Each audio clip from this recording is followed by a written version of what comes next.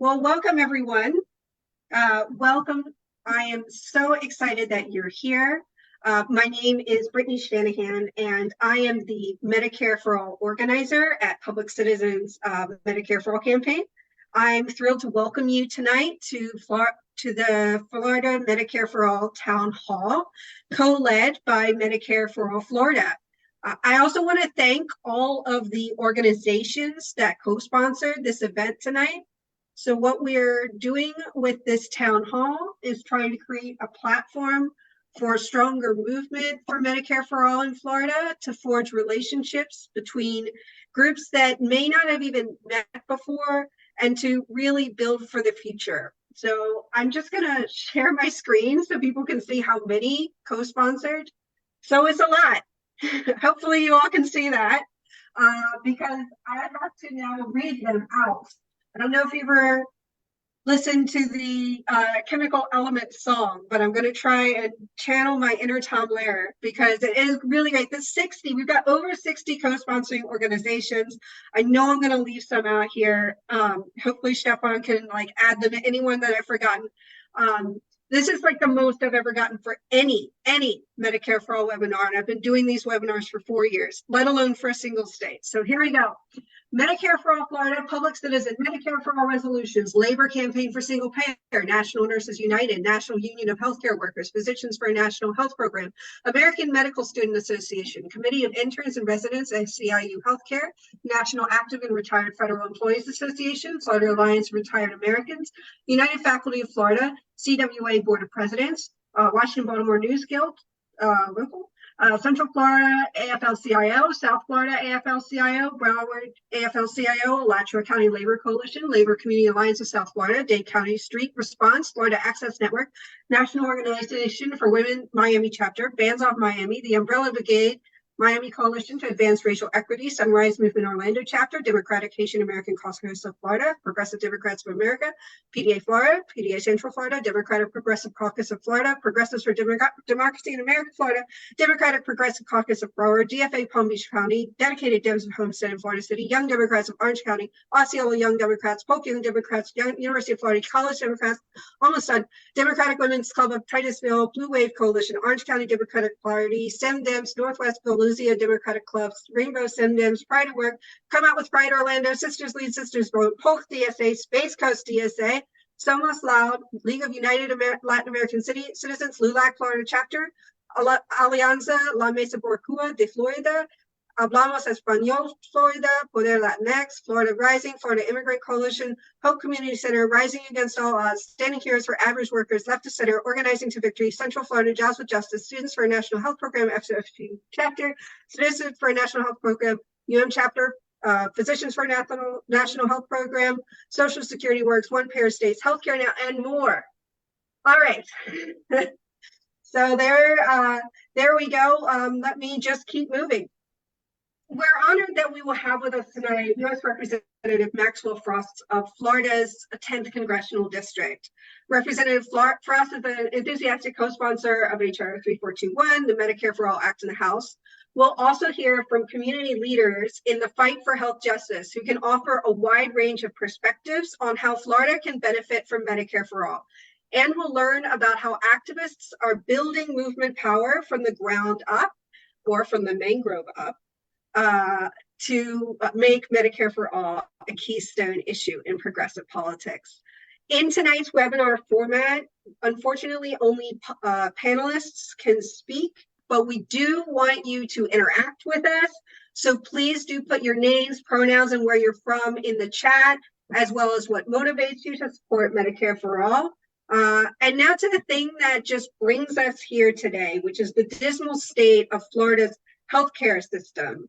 More than 2.5 million Floridians do not have health insurance. In Florida, over 7% of children are uninsured.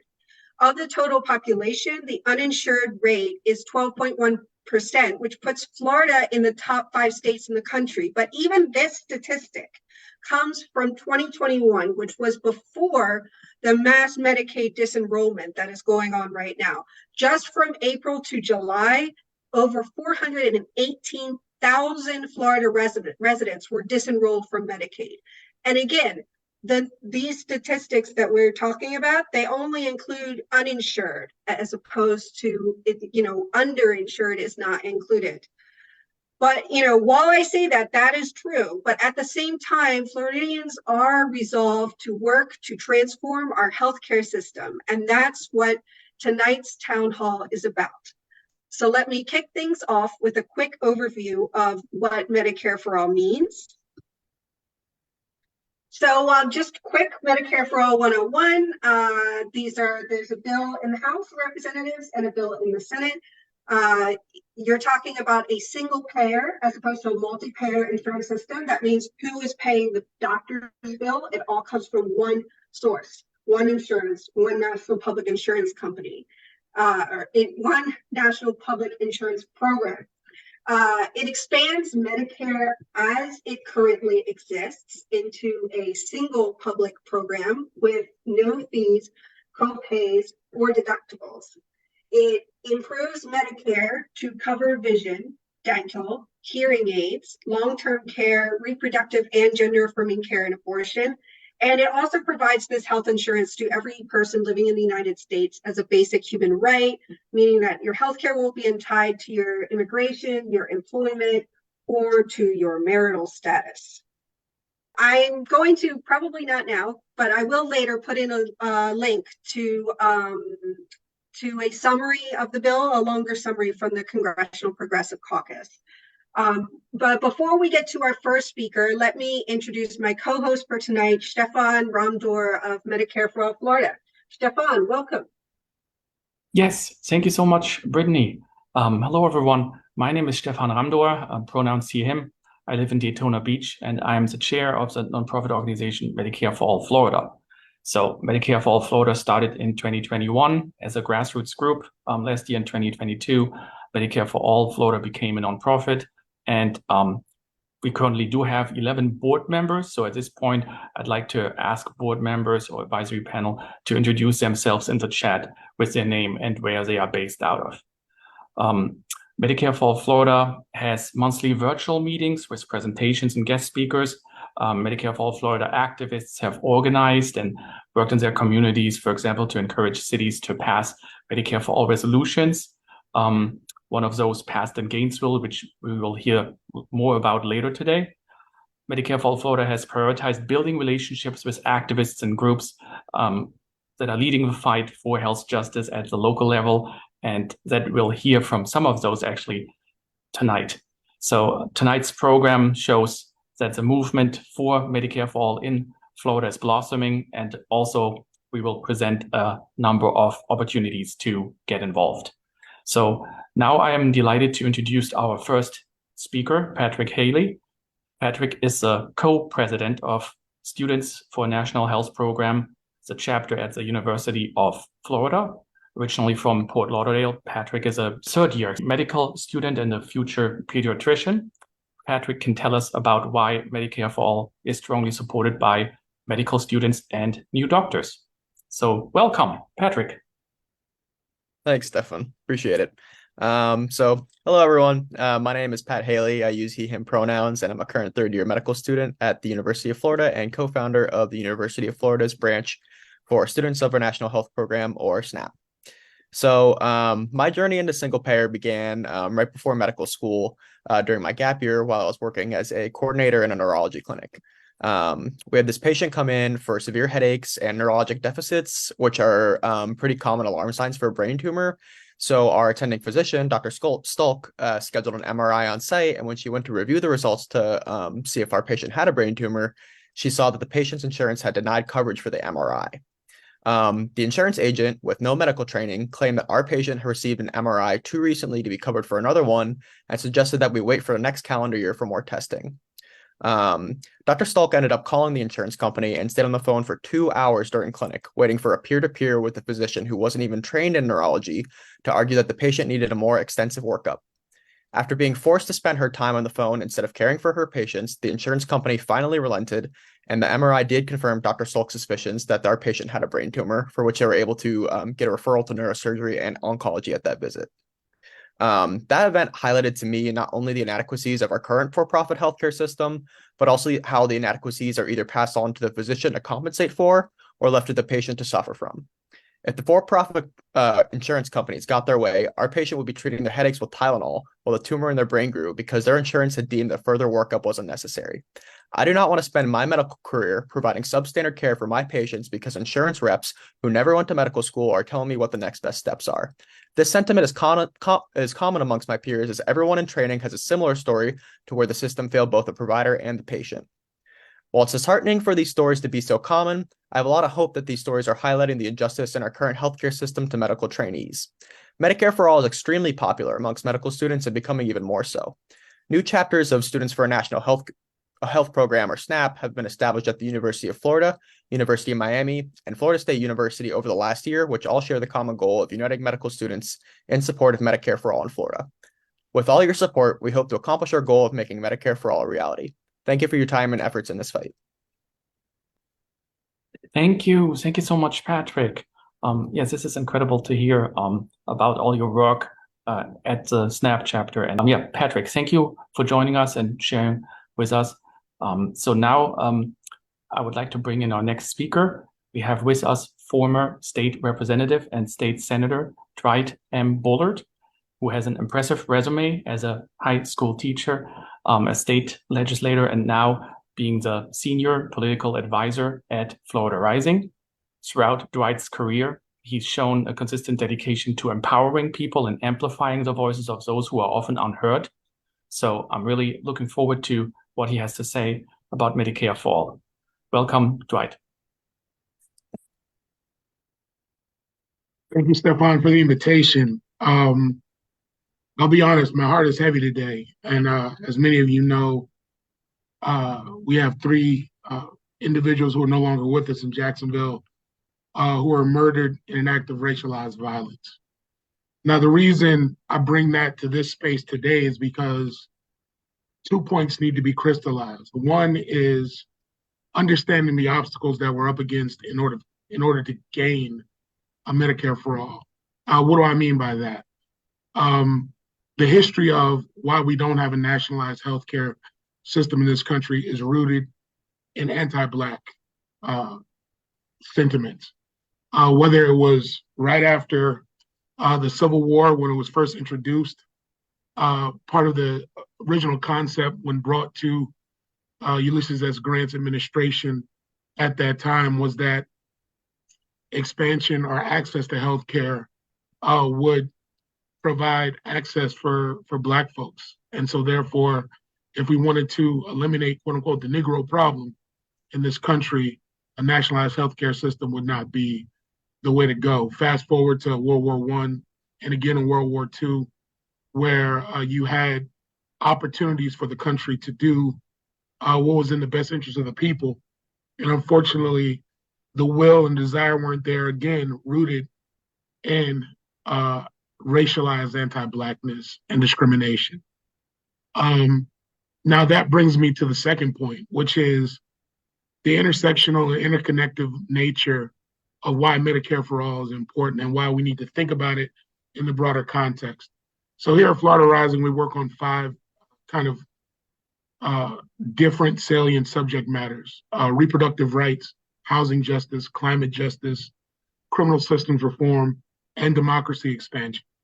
The reason I bring that up is because when we think about all of those things, there's a deep interconnectivity between that and what we're talking about here today. When we think about reproductive rights and we think about, in particular, the abortion ballot initiative that is likely to be on the ballot just this year, we have to understand that what we have in that is an opportunity to drive home the point that we care about not only women's bodily autonomy, right, but cementing in our Constitution here in the state the need for medical access for all people. Why is that important? Because there's a very real opportunity in 2026 to do the same for Medicaid expansion here in the state of Florida. So we need both. It should not be a question of either one. It should always be a question of both and. Secondarily, when we think about criminal systems reform and housing justice in this moment, when we talk about the notion of individuals incarcerated not having access to the medical necessities that they desire, means that we are marginalizing even further people who are being subjugated to a less than status in this country. We think about housing as a human right. And we think about houseless populations. When we think about folks that are struggling to pay for their medicines, for their prescriptions, because they want to keep a roof over their head or keep their insurance premiums at some manageable level, we should not have to make that decision. When we think about climate and the impacts of climate on our environment, that is a healthcare crisis that we're all dealing with on a consistent and everyday basis. But lastly, and I think most importantly, though, when we think about the notion of voting rights, democracy expansion, and how we move forward in this country, it's going to take each and every one of us to make this point clear. I say this because it's critically important for us to understand that everything we're talking about here is interconnected. The work we do at Florida Rising is one that centers historically marginalized people, putting them at the forefront, making them the owners, if you will, of ultimately being the change makers in the world that we need. Lastly, I just want to simply say that this isn't just an American problem. It is a global problem.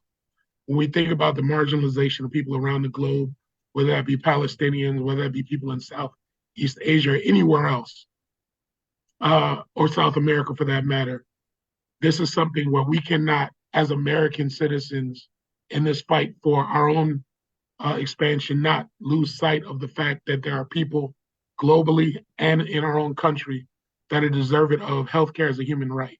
And so I just want to remind us that while we're fighting what we're fighting for, and that there are organizations like Florida Rising that really want to help in making sure that we have opportunity and access for everyone. Appreciate the opportunity. Wow, thank you so much for joining us today and for your leadership in fighting for a better Florida. It's been really wonderful having Florida Rising as a partner in this work. It's so important to emphasize the amazing work of activist leaders like you and like Rhonda, who I think is also in the chat and who spoke last year. You know, folks who have really have this intense love for Florida, for Florida's people, and who are doing that necessary work to build a political future that reflects that type of love. And that brings me to our next speaker, Dr. Armin Henderson. Dr. Henderson is the Director of Community Engagement at the University of Miami's Miller School of Medicine. He is also the founder of Dade County Street Response, an initiative applying harm reduction and abolitionist principles, offering free year-round medical service through street medicine, urgent care, and disaster relief teams for Miami residents. Dr. Henderson, the floor is yours. Well, first of all, thank you so much for having me. It's such a joy to be in conversation with people who are talking about radicalizing Florida. One of the things that I think is important to mention, and I love, going after Dwight, Senator Bullard, because he always sets the floor historically. When I first moved to Miami, which was about 10 years ago, I was, I found out that the state was being run by Rick Scott, who, had the largest Medicare fraud scandal in United States history, and, came from an organization called HCA, which is the largest employer of physicians and practices across the United States, and that's growing as well. This is a guy who decided that he was not going to expand Medicaid under the Obamacare Act. And then his predecessor, of course, is who we have now. But these are the forces that we're fighting up against. And this is why I thought that it was necessary really to step outside of the hospital doors and to connect what Senator Bullard was talking about, the social determinants of health, those things that determine whether or not vulnerable populations live or die, sometimes 10 to 15 years earlier than well-to-do populations.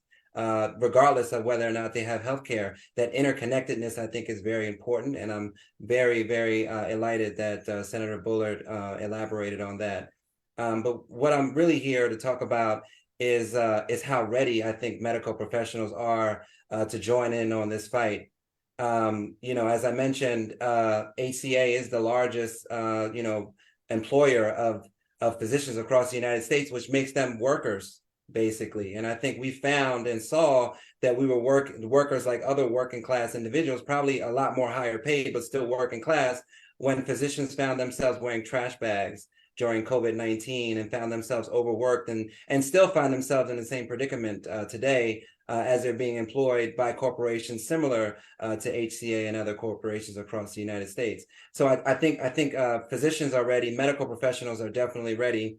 And Dade County Street Response, it puts social determinants of health in action. What we do is we provide free programming for individuals in vulnerable communities across Miami, through things like, the urgent care, the street medicine team, the disaster relief team, in hopes that, these students, they find themselves as case managers for these vulnerable populations and bumping their heads, on walls, trying to understand how people who can have insurance still face all these loopholes to get the things that they need.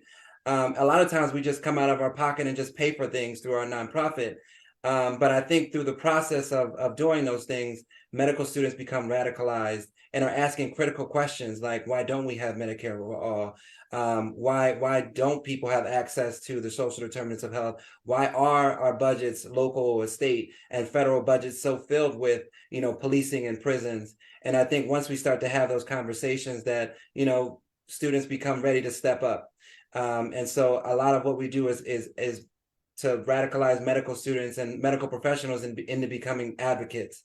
And so, yes, Medicare for all is the first step. I think it is the first step amongst a radical revision of what we have to do in Florida. And I look forward to taking that first step and moving forward past that as well. Wonderful. Thank you so much for joining us and just sharing the work you're doing, the leadership that it's showing not just in Florida, but to the rest of the country. And I really hope that folks are getting, warmed up out here and seeing like there's so much great work that is going on in Florida right now. I am thrilled to have the honor of introducing the star speaker of the evening.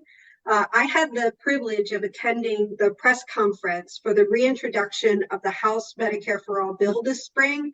And I can confidently say that Representative Maxwell Frost and his words to the crowd had a big impact on everybody. There were tears, there were old season activists coming up to me afterwards to say, wow, this reminds me of why I got involved in this fight in the first place. And so when it came to the idea of putting on a second Medicare for All Florida town hall, we knew exactly who we wanted to be our headliner. After working in leadership roles at ACLU and March for Our Lives, Maxwell Frost became the first Gen Z member of Congress. He's a staunch ally on Medicare for All, and if he's Gen Z, maybe he's got some Crocs on. So welcome, Representative Maxwell Frost.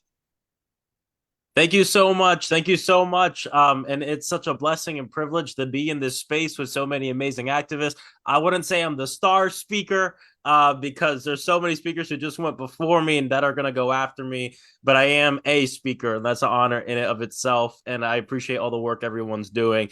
And like it was mentioned, well, for people who don't know me, I'm Congressman Maxwell Frost. I proudly represent Florida's 10th congressional district, which is Central Florida. Today, we've been prepping for the hurricane. So for folks in Florida, I'm assuming everyone's in Florida, make sure you're prepared for the storm tomorrow evening. And just thank you to everyone for the work that you do. I come from organizing. I've been organizing since I was 15 years old. And, for a long time, I think about the way I got to a lot of my policy positions, and a lot of it was based in the campaigns I worked on. And one of the campaigns I worked years ago was for this very old guy who traveled the country. He ran for president, and he really, I think, sparked a movement in this country and changed politics forever.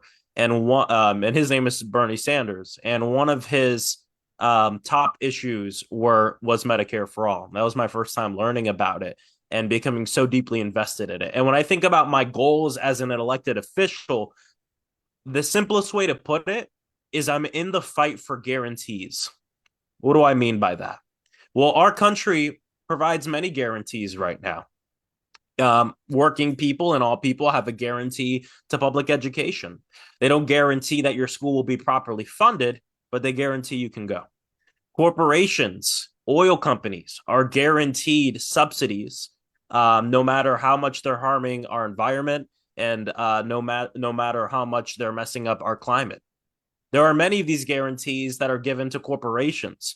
And there's a movement of us, not just in Congress, but across the country and organizers that want to talk about guarantees for humans, for human resiliency, and for working people. The guarantee that you can live free of gun violence, the guarantee that you can live free of hate crimes and of bigotry. And Senator Bullitt brought it up that 3 people were just lynched, killed in Jacksonville because they were Black and they were hunted down. We live a guarantee that all people can have housing as a human right, a guarantee that you can have a job, a federal jobs guarantee, a guarantee that, yes, you can have health care. And we ask this question, why? And we don't have a healthcare system in this country right now. We have a sickness care system in this country, a system that values profits over human lives. And we see this problem in many different issues. In gun violence, where the gun lobby and gun sales trump our children and trump people's lives on a daily basis. We see it with the climate crisis, where the sales and the profits of oil companies and energy companies mean more than the health and resiliency of our planet and of our species. And if anything, the COVID-19 pandemic has shown us just how cruel and irrational personal and employer-based healthcare private insurance is. That's leaving millions of newly unemployed Americans without care when they need it the most. And I want to hone in on one word I said, because I think all of us on this call agree that it's the moral and right thing to do to provide healthcare for everybody. But unfortunately, not everybody in this country is pulled by what's the right thing to do for humanity. So I want to talk about how irrational this system is. Because when people have healthcare, when people don't have to worry about going to the doctor and going broke and paying their rent and paying for their medicine, guess what? People are happier in this country. There will be more productivity in this country. There will be less crime in this country. All of these issues are connected. So if you care about the economy and you care about human resiliency and you care about people being productive and you care about crime, every issue you care about can boil down to the material conditions of our people. And one of the most important material conditions are whether or not you're healthy or not. Americans get sicker, die younger, and pay more for their health care than other countries in this world. And to ensure that every person in America has comprehensive health care with no copays, premiums, or deductions means we must abolish the illness care system. And that's what we have right now. And we have people in Congress that want to get rid of Medicare as it is. And so just to talk about 2 things really quick, we're fighting to protect Medicare as it is and fighting to have Medicare for all, because that's what we deserve as a people. I just introduced a bill a few months ago called the Safe Through Medicare Act, which I'm really excited about. It has the intersections of the climate crisis, taking care of our seniors, and protecting Medicare and expanding it. And what it does is direct Medicare to cover 100% of the cost for external battery systems and cooling systems for our seniors. And for people who don't know, in this state, when the power goes out during a hurricane, the people who are most likely to die are seniors, people who are 65 plus. And do you know how they die? They suffocate, or they die because the power was off and their machines couldn't work, or the insulin couldn't be kept cool.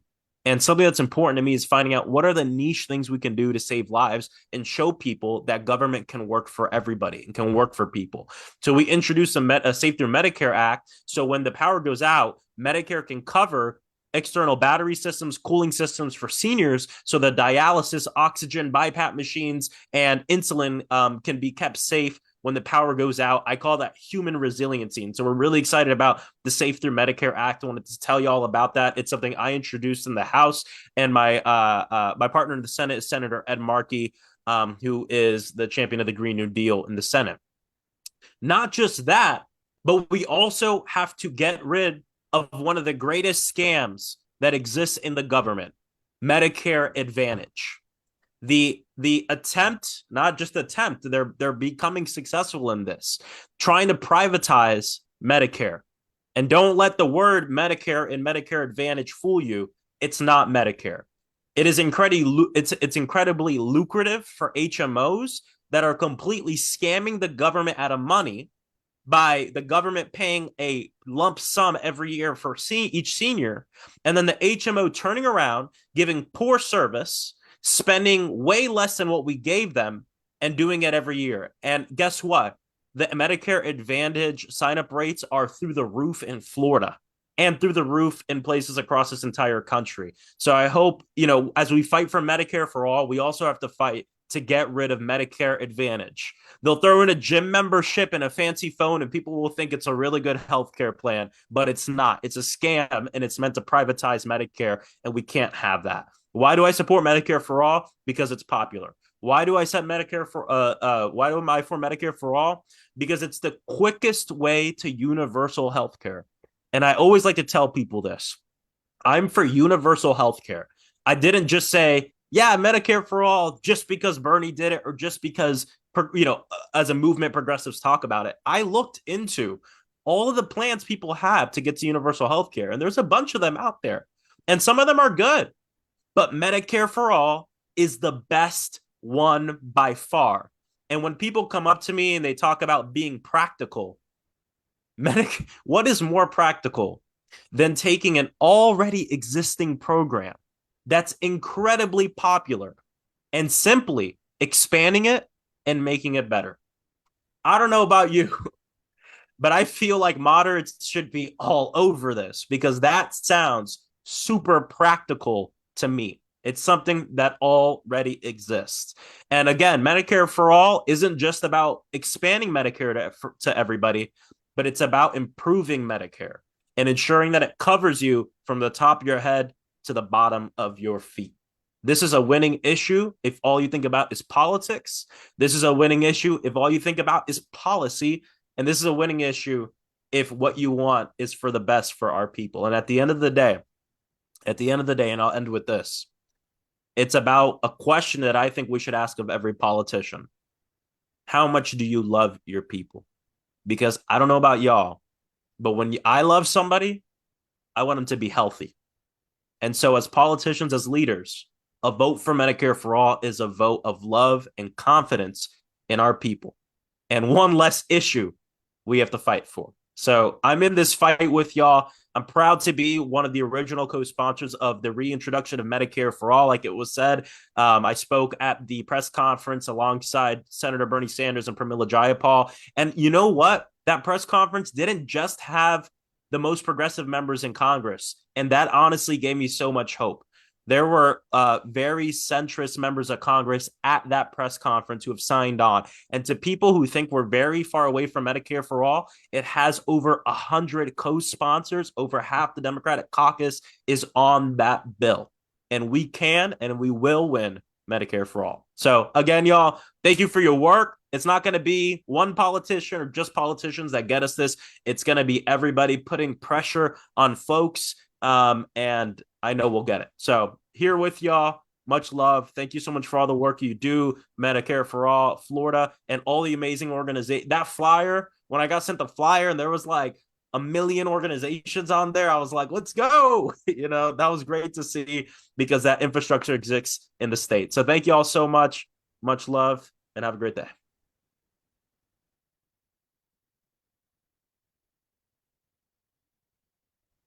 Thank you. Thank you so much, Representative Maxwell Frost. This was incredible. Yes, you really summed it up perfectly. Medicare for all, what it is, why we need it. And thank you so much for all of your work, like also on the bill to expand Medicare for the seniors with the battery systems. Yes, thank you so much for everything you do. We're honored that you joined us tonight. So yes, we do want to talk also, just like the representative mentioned, about ways to get involved. So we're going to hear more about that in a minute. Just to tease like 2 items here that Medicare for All Florida has coming up. Join us, for example, at the Orlando Come Out with Pride, which is going to be on October 21st for the table put on by Medicare for All Florida together with PDA, P40A. So Orlando, come out with pride. Incredible. Join us, or of course on September 20th, that's the next time for our Medicare for All Florida monthly meeting. We are delighted to be having the opportunity to welcome two inspiring candidates, Carmen Torres and Anthony Nieves, as well as Rose Roach with the Labor campaign for a single payer. So you'll hear more about this and other opportunities shortly from Brittany. And yeah, Brittany, I'm going to turn it back over to you now. All righty, let me,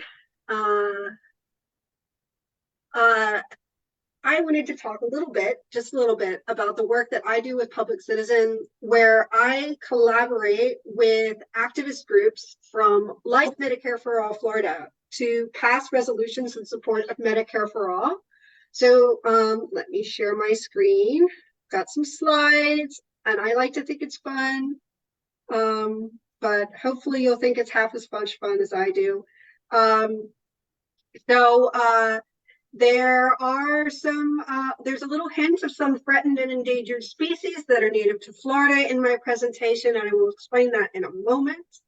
The Medicare for All Resolutions campaign, like this is the map of the resolutions we've passed in Florida. So most recently Gainesville, before that Key West, Tampa, and St. Petersburg. Tampa and St. Petersburg were led by Progressive Democrats of America. So there was Kristen Hoffman and with Mike Fox did a lot of work on that. And then Medicare for All Florida didn't quite exist yet then, but then they got together and they passed these two resolutions last year. So the reason why we do resolutions is that, local government is more accessible to people than who are at the margins of our broken healthcare system. If you talk to someone who's struggling and you tell them to call their congressperson, their response to you might not be very nice, because it sounds patronizing. But local governments do feel more accessible to everybody. And, employee healthcare plans are a major drain on municipal budgets. It would save them money. And we have been able to build this model, this organizing model that is focused on legislative advocacy and leadership development. So we work with people who have maybe never organized anything before. We've helped them put together a campaign. And this sort of helps to test the limits of the normal distributed organizing model. It's a staff of 2 people. Now it's just a staff of 1 who works on it as a public citizen, just me. So we have a comprehensive toolkit with sample resolutions, meeting agendas, step-by-step advice. Winning resolutions, it sustains social movement energy and reminds activists that Medicare for All is achievable. Because this is the thing with organizing, is you really need wins. You need wins to feel like you are winning. If it's just a bunch of, you're struggling and you're struggling and you're struggling, and there are no wins in between, you're going to burn out. But and so this is, I have the old bill number in here, but the activists in districts belonging to the Democrats in Congress who haven't signed on to the bill can bring these resolutions with them to their lobby meetings. So, and city council members and county commissioners do go on to run for state and federal office. So we have this, one of the other speakers at the Medicare for All bill launch was Representative Garcia, who who led a resolution effort as the mayor of Long Beach in California. Just a quick showing of so you can know which of the members of Congress in Florida support Medicare for All. There's our list of co-sponsors. The folks who have not yet co-sponsored on the Democratic side are Darren Soto, Kathy Castor, Jared Moskowitz, and Debbie Wasserman Schultz. And so those are folks, it is something to look at this and realize that half of Florida's Democrats are on the bill. And I live in Maryland, and I think our situation is about the same. So, there is a lot going on here. There's more that can be done. Republicans aren't on the bill either. We haven't gotten them on the bill in any state yet, but maybe, never say never. So let me move quickly to our next speaker to talk a little bit about the resolutions process. So Candy Birch is a board member for Medicare for All Florida. She played a pivotal role in the passage of a Medicare for All resolution in Gainesville. And Candy's going to take a couple minutes to recap what it's like to jump into a resolution effort and how it feels to win. Thank you so much. I really appreciate the idea that I get to speak to this issue. I have to tell you that back in October of 2022, we as a result of working with Public Citizen and the Alachua County Labor Coalition, we did some work ahead of time, but in October of 2022, we made a presentation to the Gainesville City Commission, and it was kind of a neat deal because we had spent the summer collecting like 300 signatures from Gainesvillians at different places who said that they supported universal health care. And then we had a member of the commission who was also supportive. Her name was Reina Sacco, and she brought that resolution forward to our commission.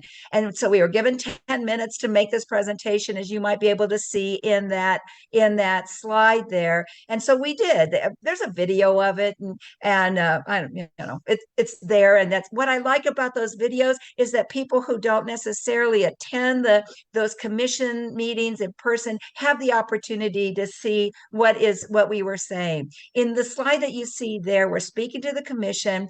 The Labor Coalition leader, Gaby Gross, presented what Medicare for All would entail. And then I presented the rationale for advocating. And those are kind of like all of those facts that Brittany gave us earlier on, but they were really honed in to Alachua County and Gainesville. So we had those there. The next slide is actually this list of all of the Medicare for All resolutions that have been done so far. So right before we came on, the Atlanta City Commission had passed a resolution for Medicare for All. And then when we made our presentation, the City Commission of Gainesville passed it unanimously. And that's so significant because resolutions, as Brittany says, are the very definition of grassroots. And that back in October told me that we had an opportunity to join 100 more people. Since then, there are 123. I'm so excited about that.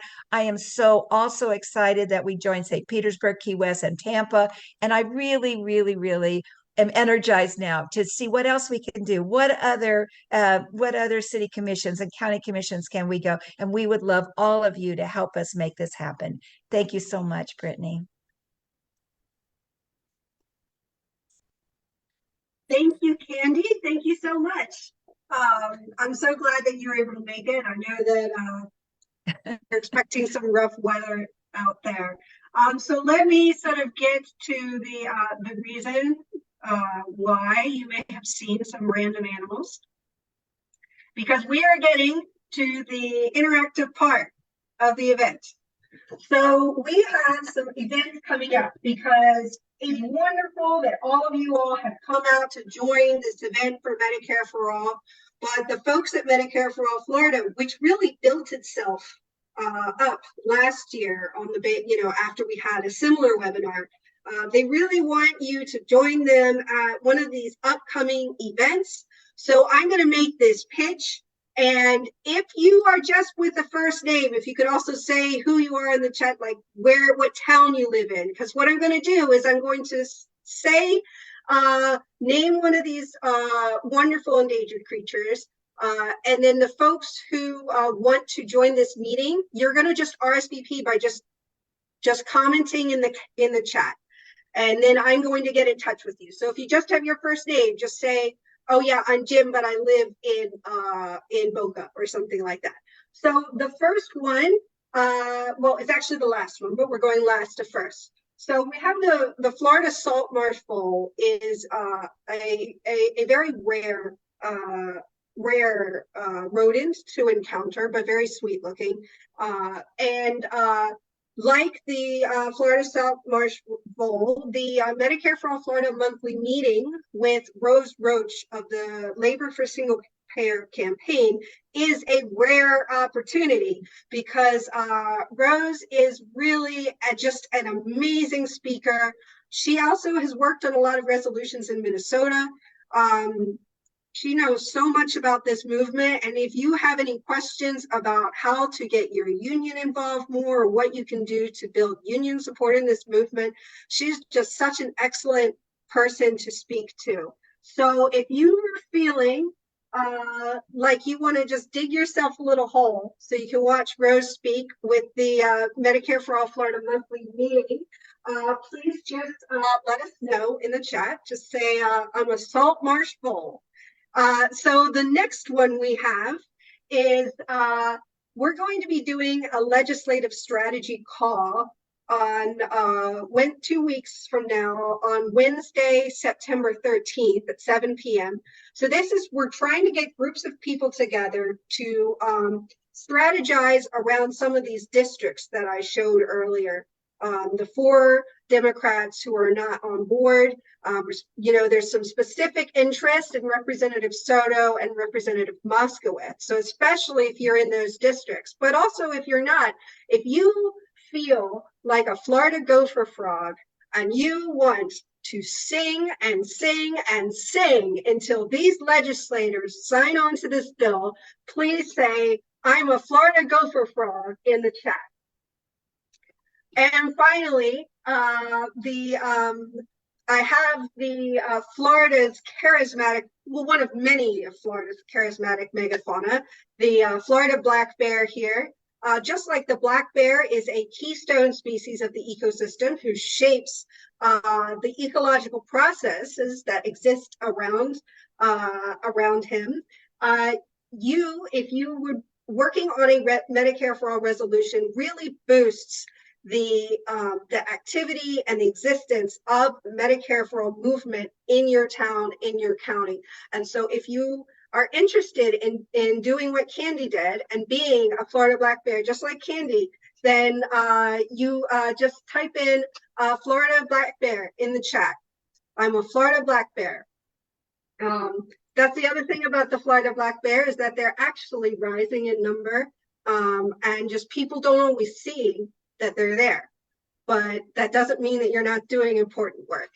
So again, the Salt Marsh Bowl is the next Medicare for All Florida monthly meeting with Rose Roach. So say something in the chat if that's you. If you want to join this legislative strategy call on September 13th, tell us you're a Florida gopher frog, especially if you like to make some noise. And if you are ready to scavenge through the city budgets and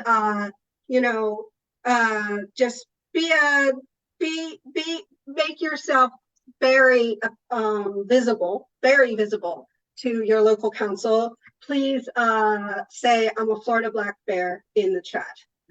So let me so that's that. Now I'm just excited to bring in Carolina Wasmer. Carolina is the Florida State Program Director for Poder Latinx in Orlando. She has a strong background in community advocacy and organizing. I'm thrilled to welcome her and hear what she has to say. Carolina, the mic's yours. Thank you, and thanks everybody who has spoken today. It was really, great information and very inspired to listen to everyone and for us to be in this space together. So Poder Latinx is an organization that works on social justice, social and civic justice for the Hispanic community. We work on immigration justice as well as economic justice and environmental justice. And I liked your spinoff here with the environmental and the Medicaid for All. So we also, in our work, we make sure that, we are also working on the paid leave campaign and our economic justice and on the IRA when it comes to environmental justice. We know that 1 in 5 in Florida Latinos, 1 in 5 Floridians are, Latinos, and that represents about 57% nationally. We know that about 25% of Latinos are affected for being either underinsured or uninsured. We know that a lot of time the Latinx community has a lot of jobs that we learned in COVID are very important to maintain our economy strong. For this reason, Latinos make up a high density population that works really strong to make sure that Florida continues to thrive. And we believe that, it isn't fair that, Florida has the 5th largest death rates when it comes to uninsured, and that we really need to make sure that we are making an impact. Climate change and the increase in our weather isn't normal, as we are facing a hurricane right now and the waters are very warm. This is definitely, something that people with asthma, and we know that Latinos are the highest population for asthma, as well as I want to say, my apologies, hypertension is the word that wasn't coming out. So we know that the Latino community suffers from a lot of different healthcare, issues and chronic issues. And for this reason, we believe, and as Maxwell Frost has said it, our community really needs a strong Medicaid for All program, and a program that really provides healthcare for everybody. The co-payments and the difficulty, even no matter the status of our loved one as well. We know that we're facing many immigration barriers as well in the state of Florida, and the fact that, we're all here for a better opportunity for our friends and family. And we believe that this is a program that we can support and make sure that we're all working together. So we thank you very much.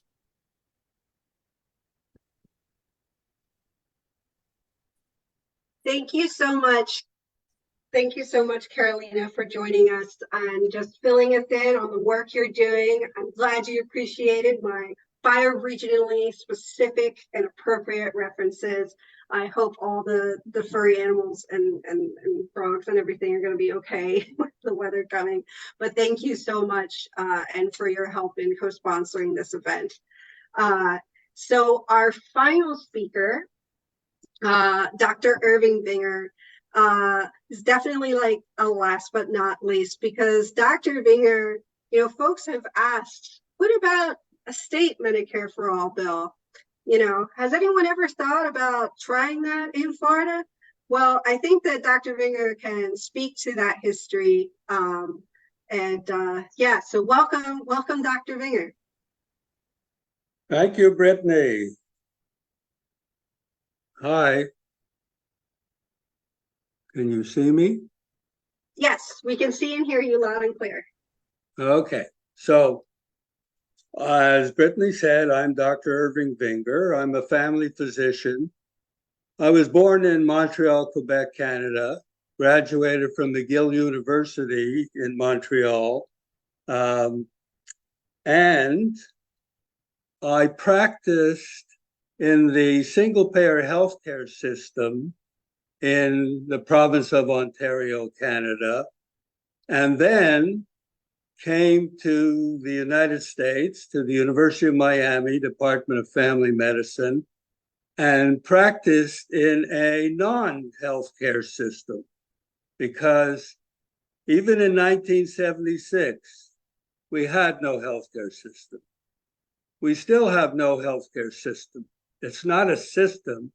It's a disorganized opportunity for profit, for greed, for throwing away healthcare dollars that should go to provide for the actual healthcare of people. So, in 1988, long time ago, we started an organization called the Florida Healthcare Campaign. There were no fees, there were no membership fees. There were a loose group of people who met regularly in Orlando. Actually, most of the organizations that Brittany showed us at the beginning of this town hall, which has been exciting and wonderful. And it's good to see all you young people actually doing things that we used to do, and I'm looking forward to doing again. So those organizations worked, and in working with the all I was going to say all the stars were aligned in 1992. We had a Democrat House and a Democrat Senate and a Democrat governor in the state of Florida. From 1988 to 92, people, organizations, single advocates, senior advocates, people all across the 67 counties of Florida got together and started to talk to all of their legislators, Republicans, Democrats, etc. We had House Bill 1 sponsored by Elaine Gordon, the chairman of the Healthcare Committee at that time in 92, and sponsored in the Senate by Eleanor Weinstock from West Palm Beach, the chairman of the HRS Committee in the Senate. With the help of all different organizations, unions, labor, etc. In addition, Republicans from all corners of this state. They weren't in the majority then, they were in a big minority, but they, having been talked with by their constituents, who were all advocates for single-payer healthcare, a publicly financed system, state-administered, no insurance premiums, no deductibles, no other payments. You had your choice of healthcare provider. Healthcare providers were private entrepreneurs. We had competition in the system, and everybody in Florida, all residents of Florida, would have full access to inpatient care, outpatient care, nursing home care, custodial and residential, prescription medications, every other part, dental services, all paid for by the single payer, which was the state of Florida. No insurance companies anymore. No insurance companies providing insurance for healthcare. That's what a single payer means. That's what a single payer does. And it provides for all of the things that Senator Bullard talked about, Patrick Haley talked about, Congressman Frost talked about. When you provide health care as a right and an opportunity for easy access to people, then people who now are being left out, not only because they don't have insurance or that they're underinsured, but because they actually don't live in a place where they have access to health care.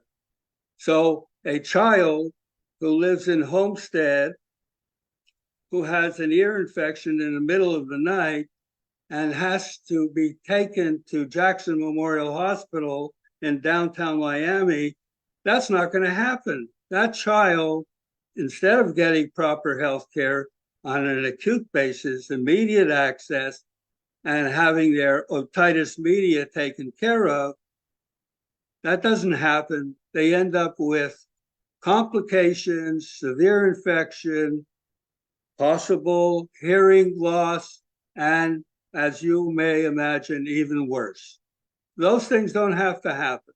They don't happen in all the industrialized countries of our world. They don't happen. We are the only one, the only industrialized country that does not have universal single-payer healthcare. Now, you've talked to a lot of people, I'm sure. You've had presentations. When we talk to people, and I did a lot of presentations during those 4 years, people would say to me, Irving, you're preaching to the choir. And I would say, well, sir, ma'am, It's time that the choir started to sing. The choir needs to sing. Individual people in communities, you're doing it with the commissions. We need to do it right at the local levels, people joining our organizations, becoming singers of healthcare for all. Thank you very much for being here and listening. Thank you so much, Dr. Vinger, for rounding this out and just sharing this history with everyone. And, you know, again, this is just showing like how much of leadership there is, that there has been in Florida. And, you know, that we are, as they say, we're standing on the shoulders of giants, and the work that people have done before us, right? So thank you so much for coming and helping us round out our program. I'm going to share my screen one last time with my little friends, just in case is it sharing the right one? I think it is. Just in case. So if you are ready to join the Medicare for All Florida's meeting coming up, put in the that you are a Salt Marsh Bowl. They are really cute. And then if you are ready to help out with the singing, you know, singing with legislators to get them on the bill, and you haven't said so yet, let us know that you're a Florida gopher frog. And then if you want to be the cornerstone species in your community and help organize from the ground up Medicare for All movement, grassroots movement in your community through a resolution, then put in that you are feeling like a black bear. So I will thank you so much on behalf of Public Citizen. I'm going to turn it over to Stefan for any final remarks. Thank you so much, everyone, for joining tonight. Thank you for all of our incredible panelists. This is great. Thank you for taking the time out of your busy days to speak to us. And yes, let's continue this fight, the fight for Medicare for All in Florida. If we're organizing, if we stay together, if we stay diligent, people power, we can win this. So thank you so much, everyone. Have a good night.